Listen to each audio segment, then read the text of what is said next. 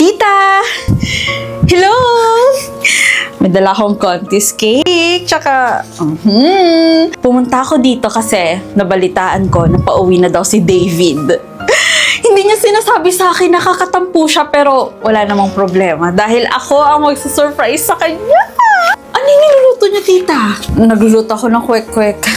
Sobrang tagal nang nagkikrave ni David sa kwek-kwek, tita. Ay, naku. Miss na miss ko na siya. Kumain ka muna, tikpan mo. Ito, kain ka muna. Patikin mo ko, tita, ha? Ang sarap talaga ng kwek-kwek.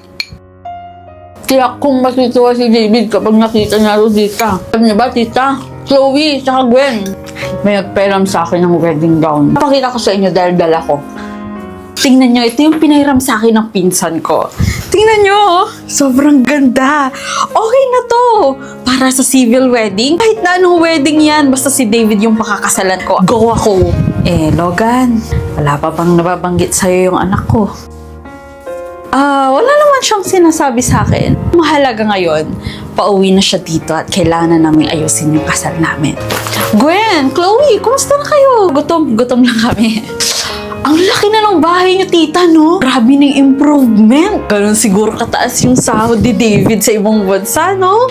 Di ba may picture kami ni David dito, tita? Natapon ko na ata eh. For sure, magagalit yun kapag nakita niya na tinanggal niyo yung picture namin dito.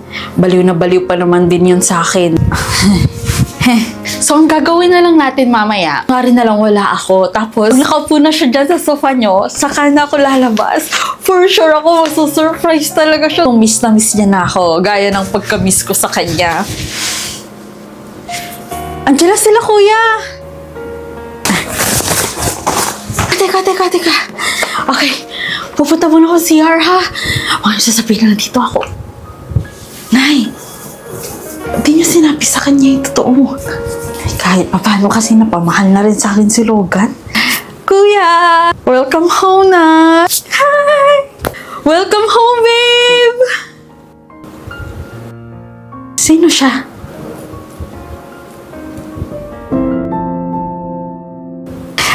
Tita. Para sa inyo po. Hello! Maraming salamat, ha! Para sa'yo din ito. Sa'yo din yan. Sa akin to? Hala, nag-aalala ka pa, ate. Ang laki pala talaga nung bahay na pinagawa ko para sa inyo, no?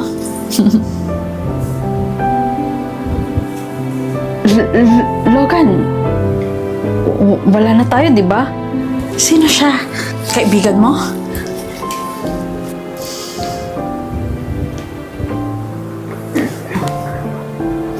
Misis ko, si Stephanie. Pakasal na kami last year sa Canada. Sabi mo, ikakasal tayo pag uwi mo, di ba? Target date natin next year, di ba?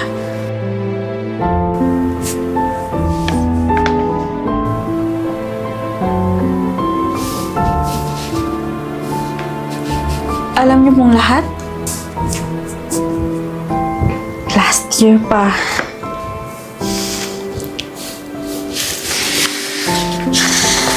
Sige, alis na ako. Wala din naman pala akong lugar dito eh.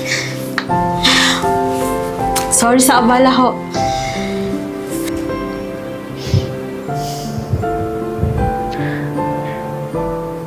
Alam mo, Beshi, wala namang magagawa yung pag-stress eating mo dyan eh.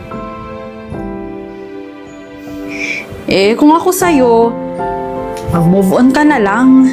Ipakita mo kung ano yung sinayang ni David, di ba?